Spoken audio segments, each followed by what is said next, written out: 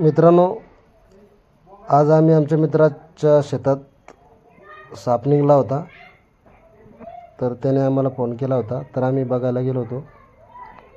तर आम्ही सापाला वगैरे मारत नाही, फक्त सापाला धरून थोडं दूर सोडायचं होतं आम्हाला.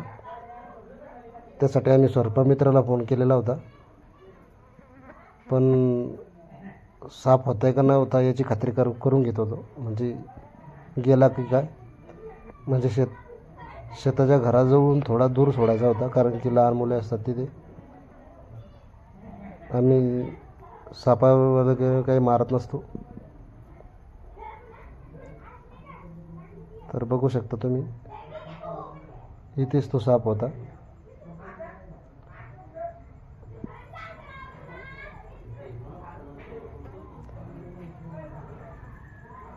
लहान मुले खेळत असतात तिथे, म्हणून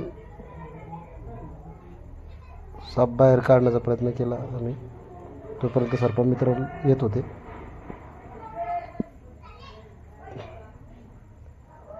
त्यांनी एका लहान मुलाने बघितला होता. त्यांनी सापाने काहीतरी खाल्लेलं असावं, म्हणून तो तिथेच होता असं म्हणत होता. तर शेवटी बघितला साप, ओरिजिनल नाग होता, शेताच्या धुऱ्यावर होता. तर